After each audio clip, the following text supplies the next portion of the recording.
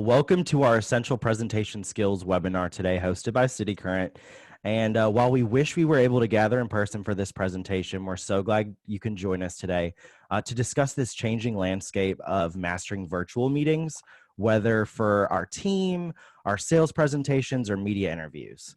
I'm Andrew Bartolotta, Director of Digital Media here at cityCURRENT, and I'll be advancing the slides for our presenters today, while our COO, Allison Carson, and I provide some insights of our own, and then we'll open it up to questions later on. So if you're like me, there'll be plenty of questions that you'll want to ask. So be sure to place them in the chat below or under question and answer, and we'll answer them at the end of the workshop. If you happen to watch this on demand, no worries. You'll also be able to ask questions when our presenters provide their contact information at the end of the presentation. So to kick off the webinar, I'm going to hand it off to our cityCURRENT CEO, Jeremy Park. All right, everyone. So welcome to our virtual event. If you're noticing everything now with TV shows and radio shows, it's all shifting online. And so I was in the house a second ago watching Kelly and Ryan, and they had their AirPods in and they were interviewing. And Jimmy Fallon on this night show, same thing. You get to see him at his house interviewing guests. And so everything now is shifting into this world of virtual interviews where we're all obviously broadcasting live in the studio from our homes. And so that obviously presents some important opportunities to take advantage of, but also some challenges when it comes to technology and still looking and sounding your best, especially when it comes to radio show interviews where audio is the most important thing. And then obviously videos and putting it up on TV to make sure that people can see you and that you're still dynamic and you can still get the best out of the opportunities. And so what we're going to do is we're going to talk a little bit about on the front end, some of the equipment and the things that you can use to get your home set up to where you can look and sound your best. And then I'm going to pass it over to Amanda, and she's going to talk all about some ways that you can use posture and energy, and you can vocalize and enunciate and all the things that will get the best out of not only the opportunity to present online through the video, but also obviously through your phone conversations and your phone interviews as well. So she's going to talk all about that. And then I'll come back and talk about some things that you can do ahead of a media interview to prepare. And then obviously then what you can do to maximize your opportunity when you're doing these video conferences and these interviews from a media standpoint. And as Andrew mentioned, we definitely want your questions and your input because we want to make this as interactive as possible. So I put up, most of you hopefully know me. I know that there are a few people that are from out of this area, which is really cool that by doing this, we get to obviously touch so many people around the world by doing it now online. So that's the advantage of this. And first and foremost, let me just say that one, we hope that all of you are safe and healthy because that's the most important part of this. And so we definitely want to make sure that all of you are quarantined and being safe. And for those who are in essential business, that when you're out there on the front lines working and doing everything, which we appreciate, that you're taking care of your health and safety as well for you and your family. But anyway, so about me, my world is a lot of media, hosting TV shows, 3 different TV shows with PBS, WKNO, 2 different radio shows with Cumulus Media, all 4 stations in Memphis, 5 stations in Nashville, Changemakers podcast. We write columns in Forbes, contributing. And so all these things that are in this world of media. But what that means for you all is that I do a lot of interviews. We did like 20 of them last week. I did 3 of them yesterday. And so as my world has rapidly changed from doing everything in studio, in person, to now using Zoom, it's a good opportunity, obviously, for me to share the things that we're learning on the front lines every single day by doing this with you. So go ahead and flip it. This is just a snapshot so you can see this is my world. Go ahead and flip it again. We're just going to dive right in. So here's the home setup, and we'll talk about each one of these components. Let me start by saying that if you are in a position of leadership, an executive director with a nonprofit, a CEO, or an executive with a business, you are going to want to invest some money. And what we're talking about is honestly like a couple $100. The whole setup, I actually added up in my head, really was about $200, and I'm going to explain everything that I've got here in my home studio. So for $200, I've got a great mic, I've got green screen, the lighting, everything that I need to look professional. And obviously that's pennies on the dollar when you talk about technology today, but you can do all of this. And the reason that's important is if you are in a position of leadership where you're going to be doing these media interviews, it's worth it to invest on the front end because you're going to get great sounding equipment. You're going to look great. You're going to then be someone that the media will want to feature, because if you look and sound good, you're going to have a lot more opportunities than those that don't. And the other thing is, by taking advantage of these things like a green screen, you get to brand, you get to put your logo up there. And I would also say for those who are in sales, who are making sales calls, especially virtually now, you don't want to be doing it from maybe a bedroom where it doesn't look, maybe it looks disheveled. So with some simple lighting, some simple green screen and technology, you can be branded. You can put, you'll see Allison, where if you can see her or can't see her, but she's got her title. You can put your website, you can do social media, you can do all of these things through Canva, which is a free resource. And obviously Zoom has become so popular, they now have free Zoom backgrounds that all of you can use, but it's totally free to be able to create this backdrop that you see. So what's on the slide in front of you is what Andrew and I and our whole team with cityCURRENT, we all use these Blue is the manufacturer, Blue Yeti. So it's Y-E-T-I, Blue Yeti microphones. You can go on eBay now for like $60 and find them. So they are very inexpensive and they sound amazing. And so you see, you can get the arm so you can attach it to your desk. You can do, what you see there is a pop filter. That's what this cover is. So a pop filter is really like $2, but it stops that pop sound that'll pop on a microphone. So that once again makes you sound really good. Obviously headphones so that we can hear and not have to have the sound echoing. Then you shift over, and I would say too, on the microphone, you'll see different versions. There's a Snowball Yeti that's smaller, but a Blue Yeti, if you're doing podcasts, if you're doing these interviews, it's really worth the investment to spend, less than $100 to get a great sounding microphone. So the audio quality sounds really, really good. Then you switch over to the green screen and the lighting. That's kind of what I've got here basically, and I'll show you a second what my studio looks like. But a green screen allows you to create the backdrop. And what it does is, obviously most people don't wear green, so the computer then can sync out with the green everything, and that way as you're moving around, you're able to not lose my hand. But green is one of those colors that the computer can generate and put any sort of backdrop up. So green screen, a couple of arms to keep it up. The lighting, you want the lighting in the front of you. You never want to have a window behind you. That window behind you will pull in and burn that camera out. So on your end, having the lighting in front of you and then having some lights, I'll show you in a second, but my lights are pushing to the green screen to make it wash out. So that way, once again, my curtain looks seamless. But simple lighting will make you look good. The equipment, obviously the Yeti, makes you sound good. And then on the other end, I'm using on my end just my MacBook. The camera is great on that, but you can use all sorts of different cameras. Logitech has them that you can put on your screens and your tops to look really good on the camera side. Go ahead and flip it over. So that's what my home studio looks like. And obviously, just like movie magic, what you see here looks very, amazingly professional and crisp and whatever else. And then obviously you walk in and it's like, yeah, it's all rigged. And Allison will probably show you some of her stuff too. But, once again, this is $200, lighting, the microphone, the backdrop with the green screen, and I can do all these things. Once again, if you're doing this and this is just, for you doing conferences and video webinars and things like that with your team, or coworkers and others, or you're logging in, you're not going to need all this stuff. But if you're in a position of leadership and you're putting your brand out there, whether it's sales, executive director, CEOs, anyone doing media interviews, it's worth it. The other thing I would say is if you're in communications, if you're with nonprofits that are in doing communications, this really is the best opportunity for you to invest in this equipment. And here's the thing, you invest in it now and you've got it in perpetuity. You can do this now from here on out. But here's the perfect opportunity for you to reach out to your donors, your supporters, your constituents, and ask them and say, hey, can we interview you? Can we, through Zoom, you can record these, you can put them up later. Everyone now has an opportunity to be a host. And I think that's where the power now really is, in a cool way, shifting to you, to where you can now be the host of your own podcast, radio show, webisodes, all of that. You now have total control.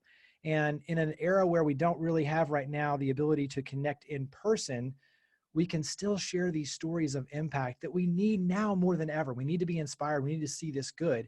you can be that catalyst by saying, hey, you're one of our top donors. Can we interview you just for 10 minutes and hear your story and why you support us?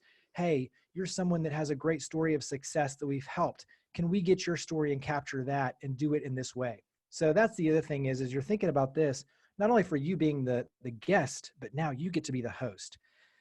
The other side of the screen is I put this up just to show kind of the versatility of it. This was an interview I did earlier this week.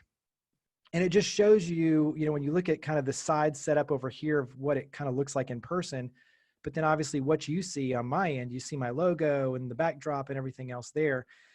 But then you also too, you see, two very different approaches. You see Melody on the top left, my screen, she's got a Yeti, so she's using it too. She does this on her end as well. And both of them are coming on talking about the Taste of Science Festival. And it's going to be a virtual event this year versus an in-person event. But, she's coming in from her home studio where she's got kind of her backdrop, and she's really big in video games and superheroes and all these cool things. So it's her chance to, in her own home studio, create this environment. And then you see down below, Dr. Laura, she's just using her laptop and just in her bedroom and doing it that way. And so you see very different ways already that people are logging in and using this and coming across. And that's why I just wanted to show you just one example of this is how we're all managing right off the get-go. Some from the home, just the laptop with the earpiece in. Others already are more equipped and set up. But this really is the wave of the future. And when you look at, like I said, all the TV shows and radio shows, we're all forced to do this. So you might as well make the best of the opportunity so that you present and put your best foot forward. I think this is where, we have the slides. We had them put in. And I don't know if they want to jump in and talk about it yet in person, Andrew and Allison, but, on the one side, you can kind of see how the green screen is just set up there. Andrew's we basically his backdrop. Go ahead, Andrew, and tell them. Took my guest bedroom and turned it into a studio. Similar to Jeremy's, there's a green screen. There is a light that actually costs $15 on Amazon that we use for our Good Works videos and such like that. But what's great about the light is that you can dim it, and you can also change it to be more cool or warm, so blue or yellow. You can see in the middle, and this is the same sort of background I'm using today, but it's one of our cityCURRENT breakfasts. It's got a great, some great depth to it, so it doesn't look very flat, and that's what I loved about it. And Creation Studios, our cityCURRENT partner photographer, took it, and when they took it 2 years ago, they didn't really do it for this reason, but it's great. You can go back through some of your nonprofit galas, or look back at some of your photography, or even Google some pictures that you find. At the bottom in the middle is sort of a fun one that Disney and Pixar are putting out virtual backgrounds. And so my wife and I were supposed to go to the beach in May, which doesn't look like that's happening. So I brought the beach and underwater too, just a fun little setup to share some humor on social media. And then to the right, this week we had a webinar with Humana, and as you can see, our Nashville president Kelly Myers to the left, she's also using a great photo from Creation Studios that they took at one of our breakfasts.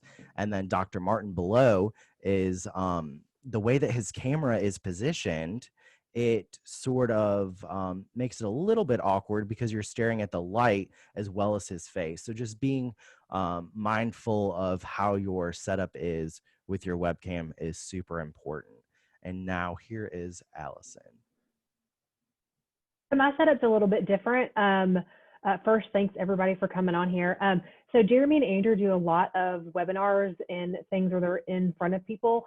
So on one side, you'll see sort of my daily setup. This is what I use for conference calls, just for like normal team interaction. I have a comfortable chair, I have all my screens, I can see all of that. And on the other side, you can see where I actually have the green screen in the backdrop. And then the photo that shows the entire room is kind of my space that I work out of. So you can see I have two separate environments, and I move my laptop over. I use my laptop camera, I have AirPods, and then I use this sort of light with a snake arm on it. I got it for $17. So we all have very different setups. It's just kind of figuring out what you already have in your space, what can work for you. I have a window behind my computer over here, so that's helpful. So just utilizing what you have is the best. And then if you want to make an investment, you definitely can. So I went ahead and I flipped to a virtual background just to show you how easy it is. And I can flip back and forth in these throughout just to kind of mess with you a little bit. But see, now I'm in a hotel. And then all of a sudden, next thing you know, I can be in the studio coming to you from WKNO, where we shoot the Spark. And then and it's at the video tab. You just click on virtual background and I can sit there and bounce between all these different backdrops that we've made totally for free in Canva. So canva.com, it makes it really simple. And I think that's, once again, the power of just everything that Andrew and Allison are talking about. It doesn't have to be complicated. It can be very simple. And obviously it's just kind of rigged together because all of us are doing that. And, to Allison's point, she can sit there and move it back and forth and create her own sets. And everybody now is a set designer. But it really is something that it allows you, when you're using this technology, to put your best foot forward. So let's go ahead and on your end, we'll share a few little things in terms of a checklist.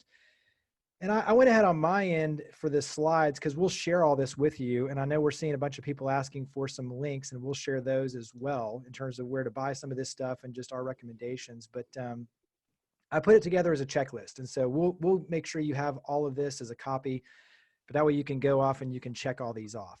And so here's a quick checklist before you start. And once again, my disclaimer on this is really more if you're doing an interview. So if you're doing a media interview, these are the things you definitely want to make sure and do before you jump on. If you're just jumping on to watch a webcast or a webinar or a video conference with your team, these are not as necessary. But for an interview where you're trying to definitely make sure that you look and sound your best, these are my recommendations. One is, and this comes from Du Tenon at Skillway, she did a great job kind of running through the things that she does. And so some of these tips we've pulled from her. But the first one is run an internet speed test. And you can just Google over there on the side, you see internet speed test, and you can just run speed test. Click that button, and that shows you kind of where you're running. And on that, that will tell you, are you okay on your bandwidth? Do you need to, like on my end right now, and this is something we'll talk about, is stuff is going to happen. Yesterday I was recording interviews and our lawn group was going through and the big blowers. And so I was like, all right, let's pause. Let's wait for them to pass. Today, all of a sudden, my internet in my home office is kind of acting up. So I might have to flip over and tether it to my phone. So you have to have kind of all these different, makeshift ways to make it work, even if chaos happens. But running an internet speed test is something really important. We can share that. Next one is make sure your kids, and I put this in parentheses because we've had this happen too, and or husband are not playing video games because all that eats away your bandwidth, right? And so when you're talking about doing an interview, you've got to be able, especially a video conference, you need that bandwidth. And so if they're playing video games and they're eating it through, you're going to come through really spotty. And if you have AirPods, which also use Bluetooth too, like that can be something that you have to factor all that in. So if you can keep the kids from not playing the video games or keep the kids from playing the video games, make sure your husband's not playing, keep the bandwidth for yourself during that interview. That'll make sure it comes through crisp and clear. Turn off notifications on your laptop and your phone. That's a big one.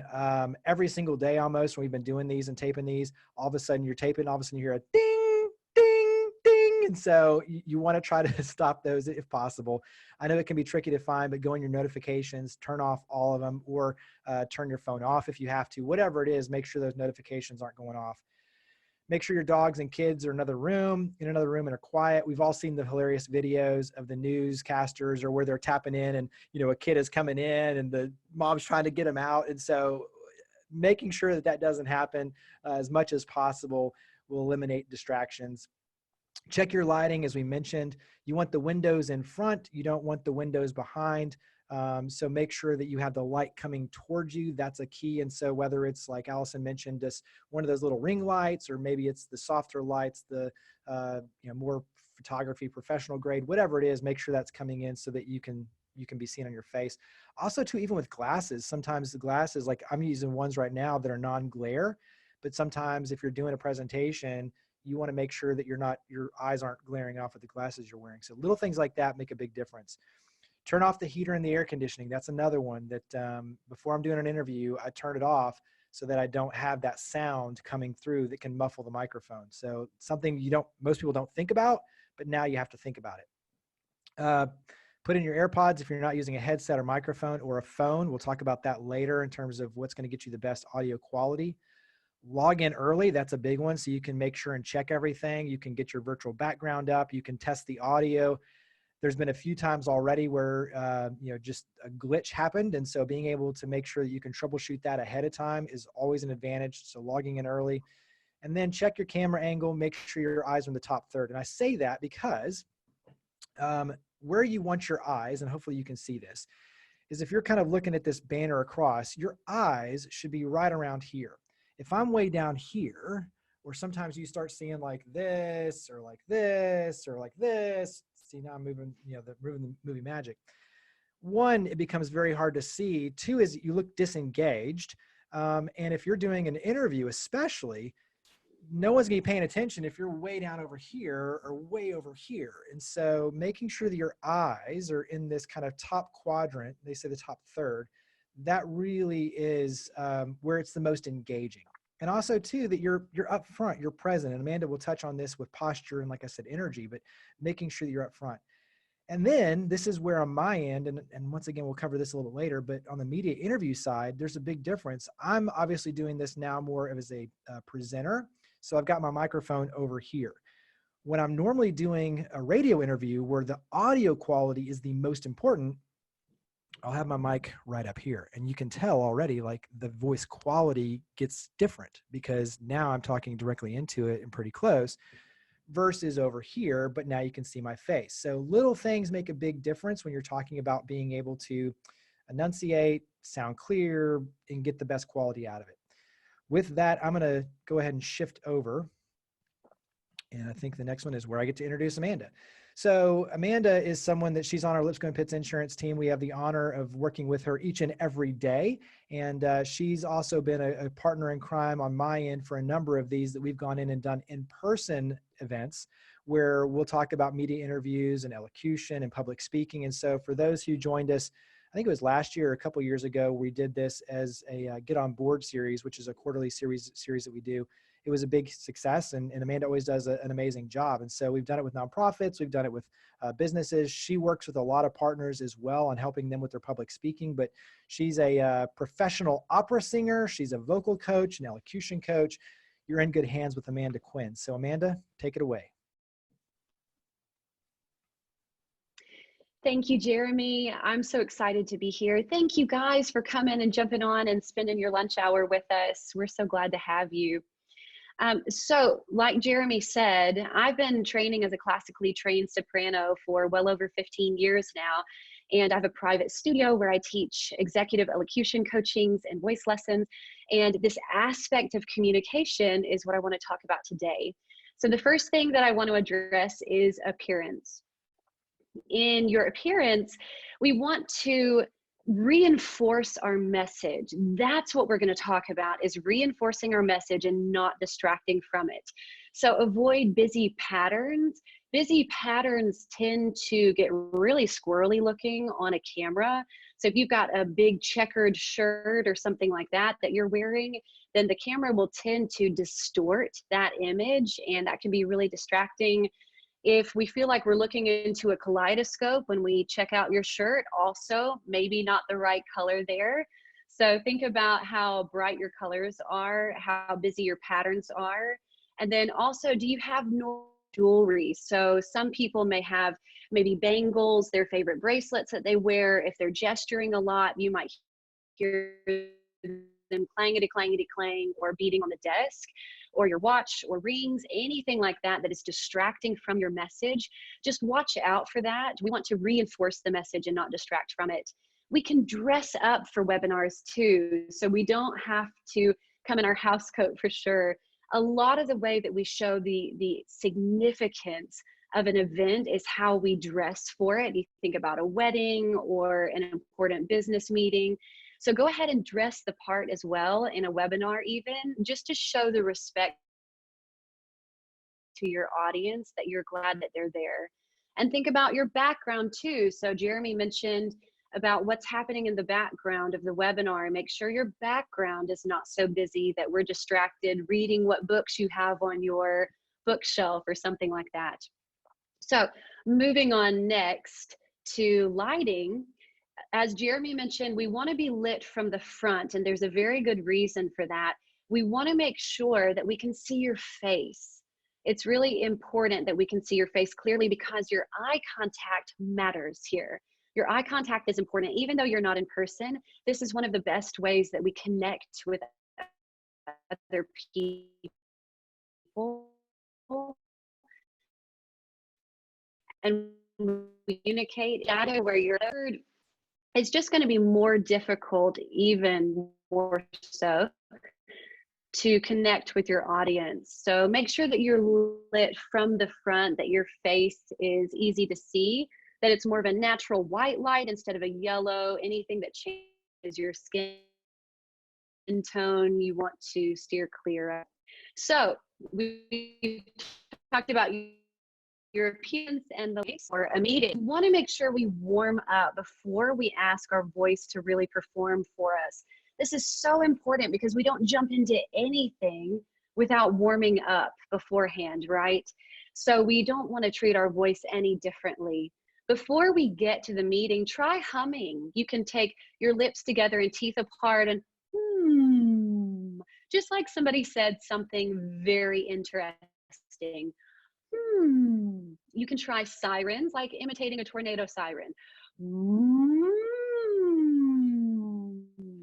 That's also going to invite more pitch variance as well. So we're not just thinking about presenting in a very monotone pitch where it doesn't change, okay? Talk it through. Talk through your speech way before you actually get to it. Make sure that when you do the actual presentation, that's not the first time you've gone through it that day. And I mean, talk through it as if everybody was in the room or you were on the live webinar. Don't shortchange it. And then lip buzzing will really get your face woken up. So that, and it also tickles like crazy, but that also is just all bringing your voice really far forward to enhance your diction even more so that it's not getting stuck in the back of your throat. So next, let's look at our posture. So these two postures we see a lot of. The one on the left where she's slumping a little bit, this is really common, especially if you sit at a desk. So you notice that her thoracic spine, the part that's in between her shoulder blades, is very rounded. And notice how her cervical spine, the neck, is having to compensate for that by leaning back. So we really want to focus on the sternum, the shoulders, and the crown. So notice how her sternum or her breastbone is very sunken in the first one.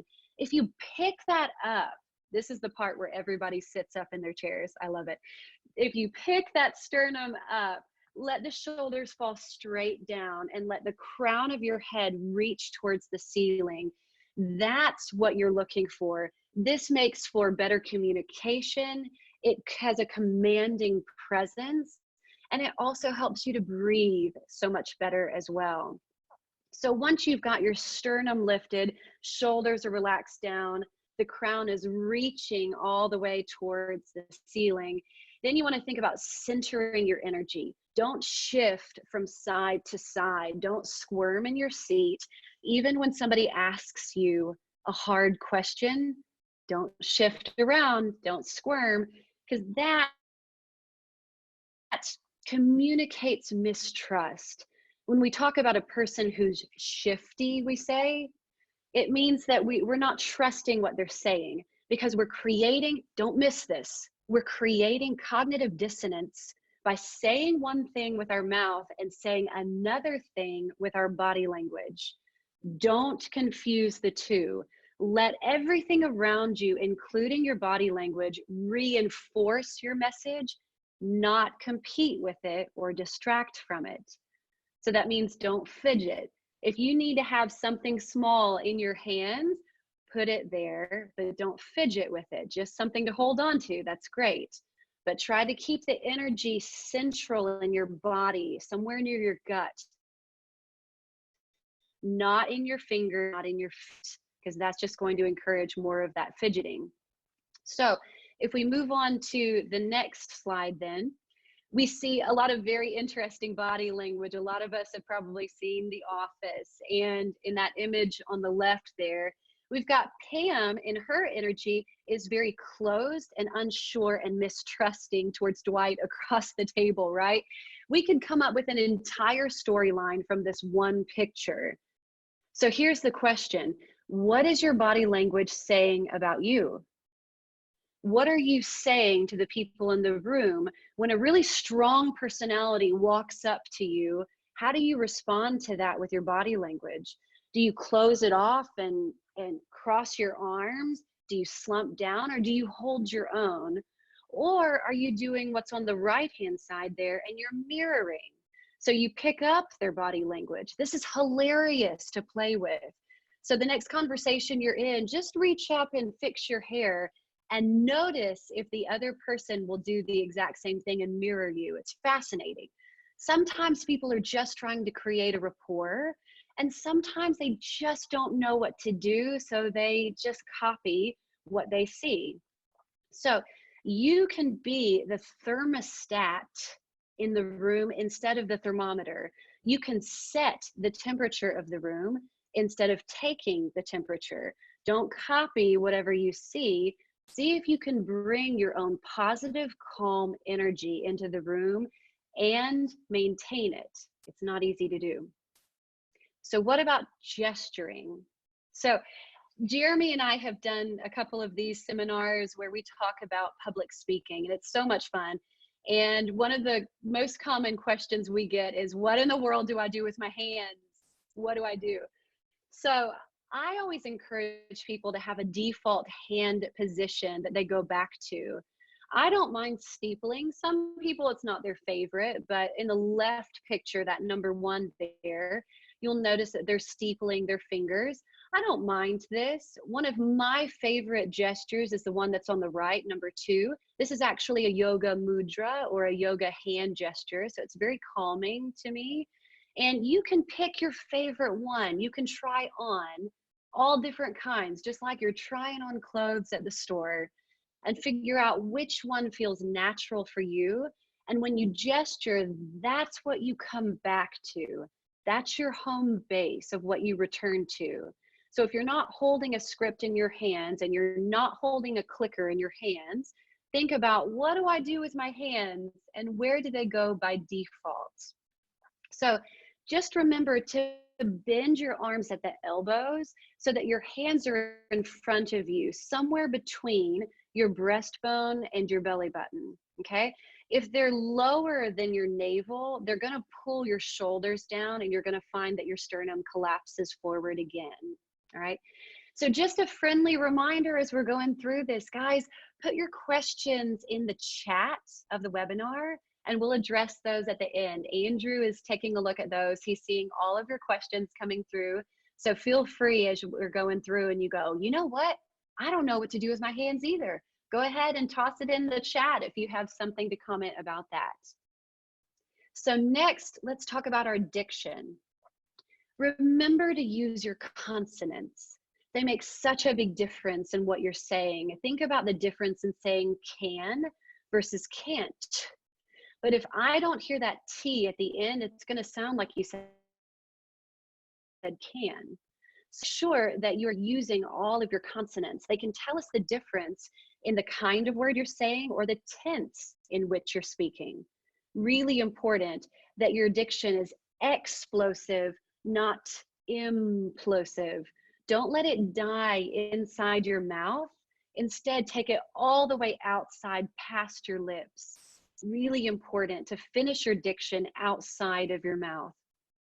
Using all of your filters, everything that the sound passes through from the point of origin, which is your larynx, all the way through to your lips is a filter. Your throat, the tip of your tongue, your teeth, your lips, all of this changes the sound on the way out and creates what we understand as speech. So use all of your filters and think about making sure that you're using that energy to communicate. All of these things are reinforcing your message, not distracting from it. Use emphasis to bring words out as well. So if you have something like, this was a life-changing event, make sure that you're emphasizing the words that matter. How do we do that? We can do it by changing our pitch. We can make it higher. We can make it louder. We can make it softer. You can pause, change the speed with which you're speaking. All of these things can be used to emphasize certain words. This was a life-changing event. This was a life-changing event. This was a life-changing event, right? Pick a word and make it stand out, bold print it with your voice. So let's go on next to our vowels too. Make sure you're differentiating among your vowels. So don't say fur, maybe that's just me in my Arkansas background, but what are you doing that for, right? For, make sure that you're differentiating. Use a vertical position in your mouth instead of a horizontal position. You think about maybe like the NASCAR drivers where they've got their teeth gritted and it's real tight and they're kind of talking through and you can't really understand the thing they're saying. Think about opening it up vertically. You create more space to resonate in. You create a better projection of your voice as well. All of this is designed to be your own amplification system. So we can use it that way. Now, nonsense syllables.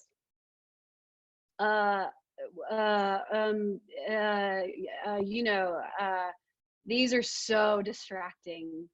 So I'm going to ask Jeremy in just a second to comment on this.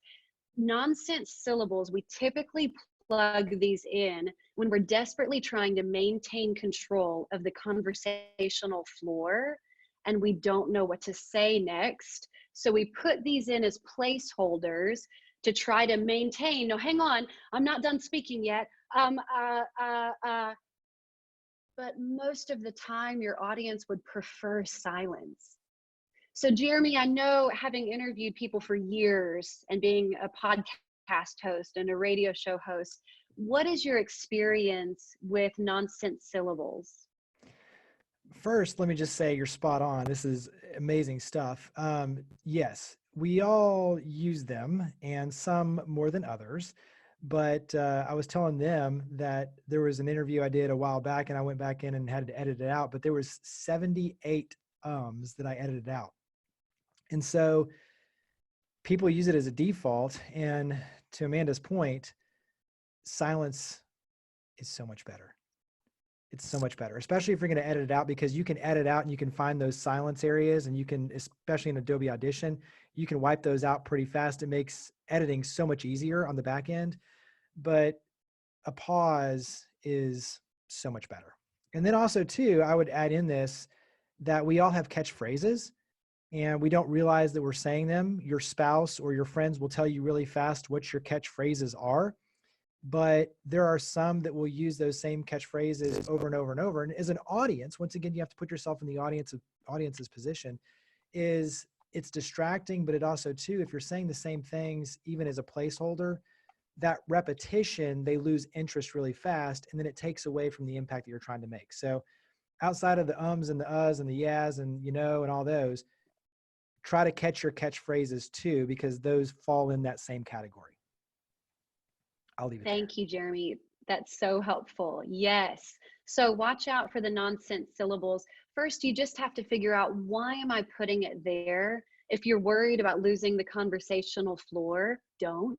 You can take it back. There's plenty to go around. Figure out what you're going to say. This goes back to your prep now. Make sure that you know very, very well what you intend to say, exactly what you intend to say, and you're less likely to need those placeholders in the first place. And then finally on this slide still is the tempo. Take your time. Like when you're introducing your name, this is one of the most familiar vocabulary to us personally, but it should be brand new to other people, like gold. So when you introduce yourself, don't say, my name is Amanda Quinn with Lipscomb & Pitts Insurance. Whoa, what? Try slowing down on the important things That's what you spend your time on. My name is Amanda Quinn. I'm with Lipscomb and Pitts Insurance, right? Lengthen it out, just take a little bit longer. And then you can take that little pause after your name and people will have a second to digest what you said as well. So think about pitch variance, think about tempo variance as well when you're speaking. And then next, breathing. We really want to think about how we're breathing. If you tend to get nervous, if you tend to get tight and tense, think about, we have 3 rhythms in the body, the rhythm of our brain waves, the rhythm of our heart, and the rhythm of our breath. The one that we can control is the rhythm of our breath. And thankfully, that one influences pretty directly the other 2. So when you're in a webinar or a meeting or in front of your congregation, whatever it may be, lengthen your inhales and exhales. This is a part where everybody takes a nice deep breath like they haven't all day so far. Lengthening the inhales and the exhales can help to calm the body. We're inviting more calm and centered energy into the body instead of these short, and then we take these short gasping breaths in between every few words. That's what's bringing in tension, which leads to more anxiety and an unsettled mind and body. So think about how your breath communicates your energy to your audience as well. And it makes a big difference. And then finally, we need to practice watching ourselves. So this is on the next slide here. Record yourself, watch yourself, and be kind. So record yourself so that you can listen for exactly what Jeremy was saying. If you always say, awesome, yeah, awesome, okay, awesome. I hear this a lot. If that's one of your catch words that you plug in as an auto response to what somebody says, look for it and then very kindly try to make a different suggestion. So remember the kindness aspect, guys, hear me on this. This is so important. If you are hypercritical and unkind to yourself, you will not create a safe space to grow. This is so important, and I teach this a lot with my students and with the people that I coach. Make sure that you're kind to yourself. You're no less kind than you would be to a complete stranger. A lot of us are more unfriendly to ourselves than that. But record yourself, watch yourself, and then kindly find something good about it, and then find a few things that you want to improve upon and work on them. And reach out to me or reach out to Jeremy or our team, Allison and Andrew, and ask us questions. Hey, I saw this and I don't know what to do about it. What do you guys suggest? And we'll be happy to send you some suggestions. All right, so now I'm going to switch over to Jeremy again to media interviews and let him take it from here with this incredible realm of expertise that he brings to the table. Jeremy? So I feel like we'll have we'll insert the applause track for Amanda. So when we post it, there'll be the applause track. Great job, Amanda. Yeah, I mean, all of that, I just want to say, I mean, I agree 100%. She's spot on. So that's why I love that she's a part of this, because everything in terms of creating the temperature and, you know, you'll notice the posturing and people will follow you. Everything that she's talking about is truth. So let's switch over. And then this is more on the media interview side. So taking everything that Amanda kind of brought into the spectrum, but now getting the best out of an actual media interview. So this is where if the news media calls you, a podcaster, radio show, TV show, news, all of the above, if they call you, these are the things that you need to put in place to make sure that you get the best out of it. So go ahead and flip it. Let's start talking. Put it together as a checklist. So once again, when we send this out, you can print this off as your checklist. So that way you can go by through and you know, check these off as you prepare. So this is what you want to do before. So you get that, you know, that ask, hey, we want you to come on this show. These are the questions you need to ask. And this will make sure that once again, you are able to put your best foot forward, but also to leverage it to the most of your ability. So first question is, what is the audience for the show or the program? Podcasters, TV shows, radio shows, they all have different audiences. When you look even at cityCURRENT, our TV show on WKNO is going to be different a little bit than the radio show, different than Changemakers podcast, different than a Forbes article, different than the Giving Back article in the Commercial Appeal. So even though there's a similar ethos, the audience is different, and you want to know that on the front end. And so I always love it when I say, hey, would you want to be on the show? And someone says, okay, well, let's talk about your audience. Who's the audience? Is it business leaders? Is it college students? Is it entrepreneurs? Is it grade school? You know, what, so I know the stories that I need to tell so that they're relevant and they can also make the most impact. So knowing the audience is going to be a big advantage for you. Then you talk about the hosts. Who are the hosts? Even with video conferences right now, you can see my name, but sometimes that doesn't come up. Sometimes it comes up as a company. Sometimes it doesn't come up, or a phone number. So on your end, knowing who the hosts are, knowing their names, knowing a little bit of their background will be extremely valuable for you as the guest, because now you can respond with, oh, that's a great question, Jeremy. Now you're more engaging, and the host is going to be a lot more involved too if you start calling them by their name, and if you know some things about them. You might already know at the local level the hosts and the MCs and the radio show hosts, all that kind of stuff. But when you start getting others, you know, podcasters or things that you don't know, knowing a little about them, it will help you tremendously personalize that conversation with them. What's the length of time for the interview? That's a big one. TV shows are notoriously much shorter interviews. The Spark interview, for instance, is 6.5 minutes. Our radio show is 15 minutes, and our Changemakers podcast is 45 minutes. So if you don't know the length of the show and all of a sudden you come in with very long stories and we're doing a Spark interview, you might only get to answer 2 questions before the time is up. So be very cognizant on the front end of asking, what's the length of time for this interview so that you can be prepared? Is the interview live or live to tape? Big difference. So if you're doing it live, like TV or even Facebook Live, there's no chance to edit it. You've got to be a lot more on your game, right? If it's live to tape, which basically means you pre-record it and then it's going to look live, but it's already done, you at least have a chance to edit it. And that's a good question too, is because just because it's live to tape doesn't mean that you actually have the ability to edit it. Sometimes they're like, well, that's the way it's going to be and we're just going to stick it up. Others though, and this is why the next question is important, is can the interview be edited? That one is a really, to me, important one because, for instance, on the radio show, just yesterday, we had a technology glitch and the guest was smart enough to say, my computer's cutting out. Let me just restart that question and then we can just kick right back in, right? And then when you listen to it, we'll edit that part out. It'll sound seamless. The listeners will have no idea that there was any issue whatsoever, right? So knowing that it can be edited is powerful for you because that gives you clarity around if I mess something up, if I misspeak, if I kind of muddle through something, you can say, hey, can I restate that? Can I say that over again? We've had that happen quite a few times on the Spark where someone just gets a little tongue-tied and they said, let me just restart that. Perfect. That's awesome. We want it to be your best foot forward. So taking control of that and knowing ahead of time that it can be edited gives you that freedom and that flexibility and that control. Also, that's a good question to ask in terms of, can I give approval? Most times you can't. Most media kind of breaks the rules. But on our end, for a lot of the stuff we do, we like to give you the approval and say, hey, check this, make sure that all the information is factual, correct. We want you to obviously have the best light shown on you. And so asking that ahead of time, just so we know, do you want to approve it or not? All that little stuff adds up. Where and when will it be broadcasted?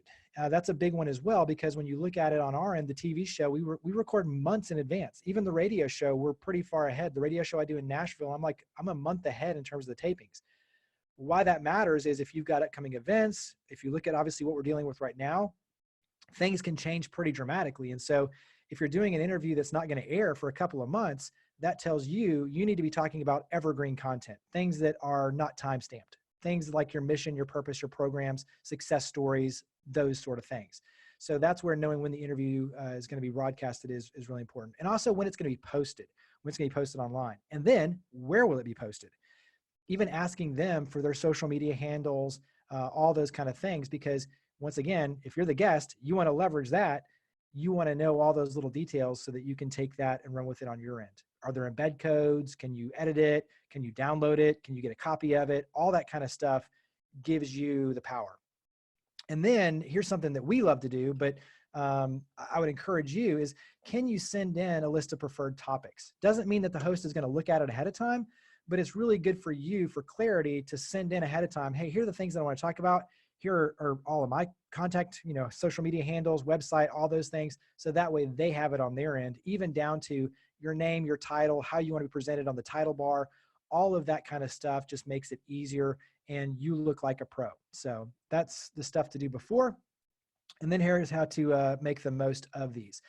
Normally, in a live scenario, we would kind of do some fun mock interviews and all that kind of stuff. But I figure these are the things, once again, back to a checklist that are just really important for you to take away so that you can do what Amanda says, which is put this into practice on your end. So the first thing is know what you want to accomplish. And to me, that's the most important thing is if you're doing an interview, yeah, you can do it just to do it, but that doesn't serve you very well if you walk in with no agenda. Every single time, just like a tennis player, when you walk up to the line to hit a serve, you've already played out the point. You know where you're trying to aim, percentage says you're going to return, then you're a shot over here. So you're 5 steps ahead. Same thing. When you walk into that media interview, you know what you're trying to accomplish. Am I trying to, get the word out about a success story in a program where we need funding? I'm trying to obviously push a sale of a product or a service? I'm just trying to promote the goodwill that we're doing in the community to build the purpose and the platform on that side? But whatever it is, walk in with a goal and a mission that you're trying to accomplish. That to me is the key. The second one is know that you have total control. I think it's a misnomer that if a host asks you a question that you just automatically have to just, dive in and answer it, right? And some hosts are known for being the shock jocks and they're out to get you a little bit. Most aren't. But the thing is you have total control, just like a politician all the time. If I ask you a question and you don't want to answer it and you know what your mission is, you just pivot and you answer whatever. They don't have anything that they can edit and put together. You've told them exactly what you want to tell them and they just have to run with it, right? So you have total control over the answers that you give. Know that is empowering for you. And so back to knowing your mission and what you want to accomplish, take advantage of it. Know your contact information, your website, your social media handles. I can't tell you how many interviews I do and you ask, how do we get in touch? And they don't know. The beauty of this too is you can put your notes right up here. You can't see them. So, you could have everything before you even do the interview right there in front of you, but know your contact information, know how to get in touch with you. Have your go-to stories. And these are the basic ones they're going to ask, especially for a nonprofit or a business. Your history, your mission, your purpose, your main programs, your products and services, success stories and impact. That's a huge one. And obviously how people can buy or help. Those are the basic ones. You've got to know those. You've got to own those. You've got to have stories that are, this is the next one, but 30 seconds or less, so that if you're on TV, they don't give you much time. You can tell those stories pretty quick. And then you have a longer version that's maybe a minute. And then you have another one that's maybe like a minute and a half and another one that's 3 minutes.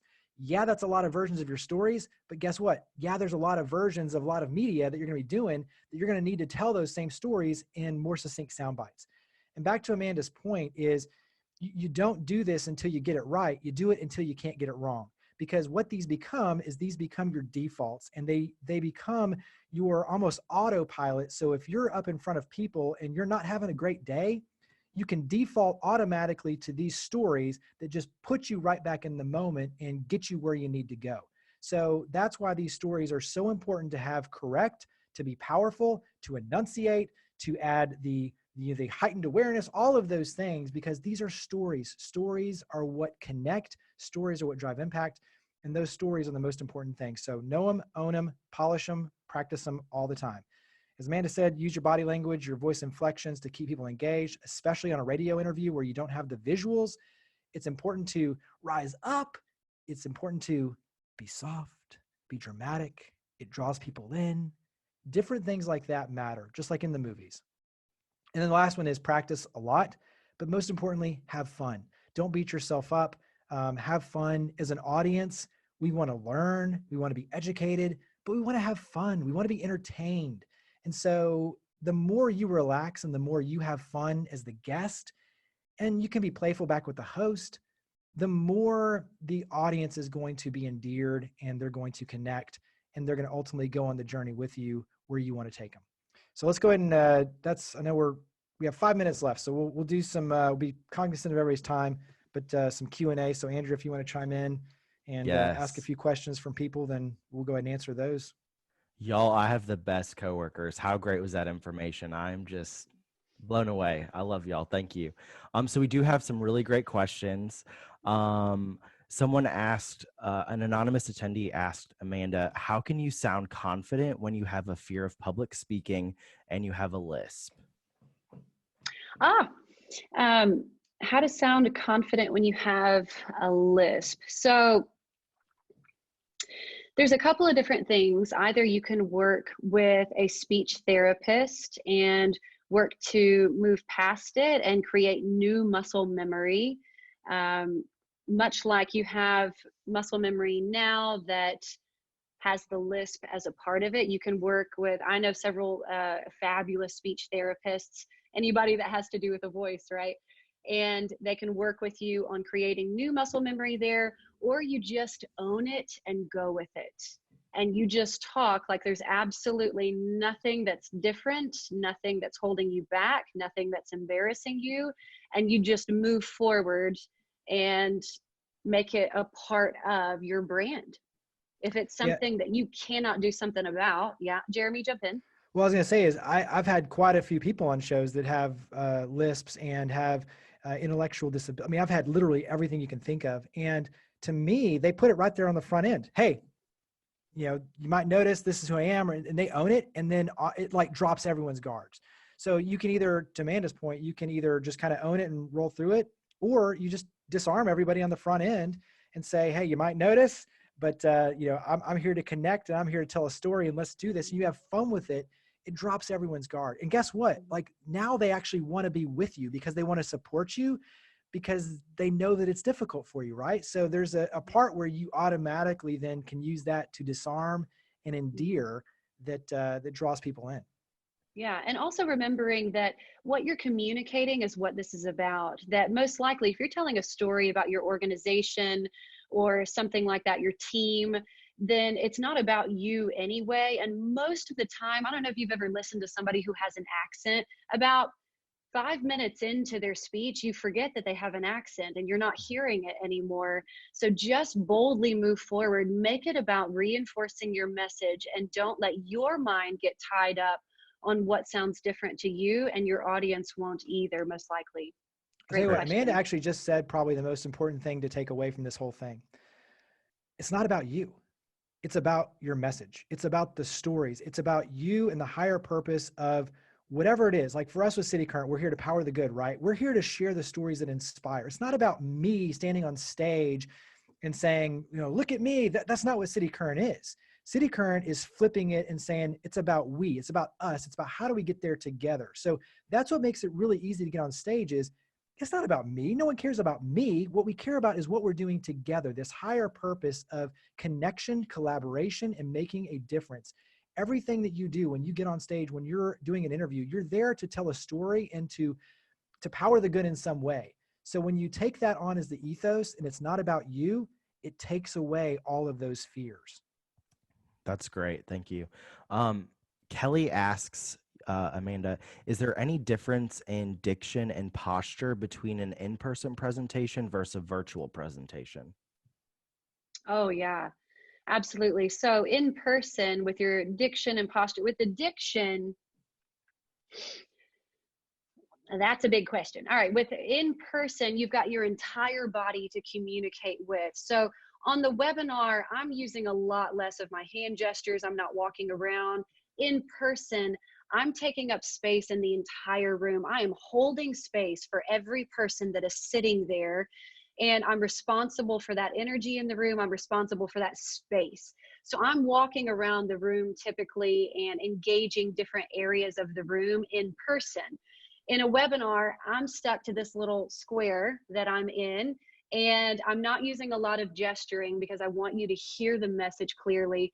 I'm also on a webinar, I'm slowing down what I'm saying just a little bit to make it even easier to understand. So remember, in person or on a webinar, if you're running through your information really quickly and your audience is having to work to understand you, they're not going to work very long and you're going to lose their attention. So Jeremy, what about you? Do you have something to comment on that, in person versus a webinar? I think part of this is your comfort zone. And so you'll see Andrew Gieselman did one and he's going to do another one tomorrow and he's a very dynamic, he likes to be standing and presenting. And so he'll have a headset on and he'll do it standing up. So you can easily do things standing, sitting, whatever you're comfortable in, but even sitting down on my end, I know there's a different energy if I'm sitting more up versus I'm just kind of slumped down. So a lot of this stuff plays together, even though you're in a box and you can't necessarily, but I still like to try to use my hands if I'm on a screen because it gives you some different sides, right? If I'm just sitting here like this the whole time and you never see anything dynamic, I can lose you pretty fast. And so I think there's a lot of similarities. In person, obviously, you can be more dramatic and pull in, and posture is really important, but I think it's just as important on a webinar, and I think you play to your strengths. Right, and just remember that Go ahead. Just remember that your sternum needs to be pulled up if you're sitting or standing, in person or recorded. Keep this part of your body open and tall. Yeah. Great. Let's be aware of everyone's time. So we'll stay on, but we do want to thank everyone for tuning in. We hope that you enjoyed it. We'll do a lot more of these because we do want to help. And obviously we want this time to be used where we can all grow. And so we're going to be pushing out all of these sort of webinars. If you have other topics that you want us to take on, let us know. If you want obviously a deeper dive in some of this, Amanda and I are happy to do that. We'll stay on, like we said, and answer more questions, but we do appreciate you. We also too encourage you to go online, follow us on social media, because we'll be sharing this. We're sharing lots and lots of tips and positive media and everything that we're doing to power the good. So you can see all of our stuff. citycurrent.com is the website. @citycurrent is the social media handle, and then Lipscomb and Pitts Insurance as well. So we have all of those. And then also too, each one of us individually, we're trying to push out all sorts of positive messaging. And, if you follow us on Instagram or wherever, we're just trying to inspire and encourage and do anything we can to help all of you. And once again, we hope all of you remain safe and healthy, and we appreciate you joining us. So we'll end it there officially, but then we'll keep going for anybody who wants to keep going. Yeah, I have a few more questions that I know that some people may want to stay on and listen to. One of them is, do you have any tips for speakers who tend to talk fast and how to better control nerves? Yeah, I'll jump on that one for a couple of things. If you tend to talk fast, you need to record yourself and create new muscle memory. Essentially, it's like anything else. If you tend to fidget with your hands, you have to redirect that energy. So write out your script if you can, and then focus on the words that you want to emphasize. You want to get to those words and that part, and then pause on the really important stuff, go slower, and then you can pick up the speed again. So it's not bad to speak quickly, but it's not great to speak quickly nonstop. So you just want to vary the tempo so that some of it is a little bit slower on the important parts, and then the rest of it, not so bad to move through some of the other parts. And then what was the other part of that question, Andrew? How to better control nerves. Yes, or, I love that speakers one. that tend to talk fast. Okay, so on the nerves aspect, what you can do is try to recreate what happens to the body when you're nervous. So a faster heart rate, shorter breath, sweaty palms, all of these things you can actually recreate by walking on the treadmill, taking a run, sprinting, whatever it may be. Get your heart rate up and pumping, and then stop and try to deliver some of your message. And see if you can work to harness that energy for communication rather than for nervousness. So I know some people that train in musical theater roles on a treadmill, and that helps them with their nerves and to access that extra breath and energy and blood flow. Practice it while you're walking, practice it while you're moving, so you don't have to wait until an audience is present to feel nervous and practice speaking in front of them. Yeah, the breathing is a big one on that. And there are a lot of speakers, especially our guest speakers with cityCURRENT, who will go off on the side and they'll just practice their breathing, and that helps to calm them. And the other thing I'll say is I speak fast. I constantly on my end on the radio show have to remind myself to slow down, and you get into a cadence, a routine, a rhythm, and you create that rhythm. And so that's where the practice comes in. Think of it like a metronome, like a music metronome, and so you've got a faster metronome or a slower, and you just start to kind of match that slower metronome to be a little bit more effective for a radio interview. A radio interview, you definitely have to be a little bit slower, speak a little slower, because people don't have anything visual to follow. So the practice is the key on that one. Jeremy, does the pop filter help with background noise like traffic? Not really, no. That's where it'll mute it a little bit like this one, but not really. The Yeti, actually, part of the power, I've got mine set omnidirectional right now, simply because I'm over here talking and I want it to pull in over here. But like I said, if I'm doing the radio, and this is what I like about these, is I can get right up on it. I can change the setting to where it only pulls in the audio from this side. Obviously, you can't really see that very well. But then I don't pull in any of that side noise. So lean really far back and talk and see how little you can hear yourself, or how little we can so hear if you. I start going back here, and that's why you, especially with the radio show, they, most of them will have you wear headphones so that you can tell the voice quality is different here versus right up on it, right?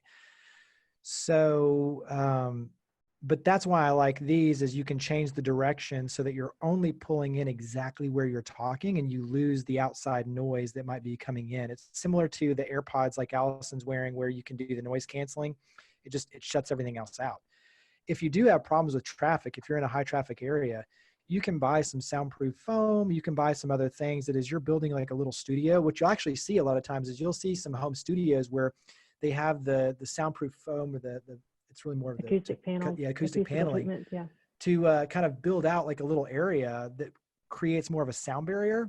And now they're actually kind of walled in, but it cuts all that outside noise out.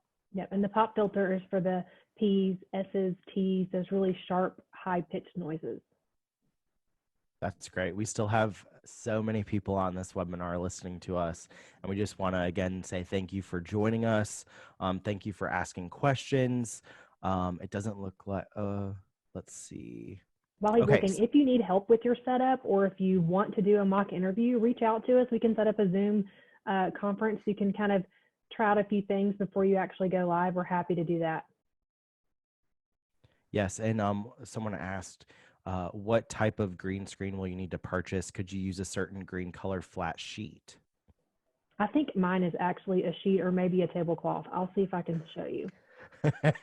Yeah, you can, for practical purposes, you could really use a sheet in general. The problem with like a white, or where people get in trouble, is they use like a cream colored backdrop, like a wall, for instance, like a white wall or a gray wall or a light beige wall.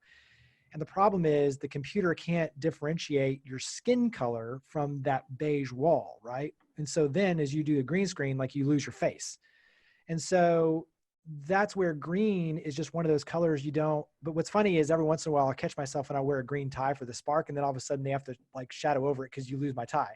So it looks like I've got, the spark coming through me. But green is just one of those colors, like you see with Allison. Most people don't wear a whole lot of green, and green is a very different color than your skin color. So the computer can easily recognize that, hey, that needs to be a different backdrop, right? So you could use a green sheet, you could use anything, and Zoom will allow you, Andrew, you've done this on your end, where you can actually like literally pick the color green, use your eye drop to literally pick that green. And then that way it knows specifically that it's trying to color over that green. Yeah. But they're not that expensive. I mean, this whole lighting kit that I've got was like $80 on eBay. Yeah, it's amazing what technology and the lighting can do, and it really does set you apart. And as you can see, a lot of newscasts, I mean, The Tonight Show with Jimmy Fallon to even our local NBC station, is some of the journalists are broadcasting from home or remote locations. And if they have a setup like this and they want to interview you as a nonprofit leader or a business leader in what you're doing during this pandemic, I mean, you look just as great as they do with their setup. So I think that's super important. Well, I just want to let everyone know that we appreciate you coming on today. Jeremy, Amanda, Allison, and I are so appreciative that you all took the time out today to learn some of these tips and to ask questions. And the conversation may end on this Zoom webinar, but it doesn't end with us. So please reach out to us. Jeremy and Amanda's contact information is above. And if you'd like to reach out to us or follow cityCURRENT, please do at cityCURRENT on all social media platforms. We're looking to do these webinars 2 to 3 times a week, and it's everything from sales tips and highlighting and championing our partners and what they're doing in the community, but also providing you with some digital storytelling tips as well. So thank you for joining us. And with that, we appreciate it.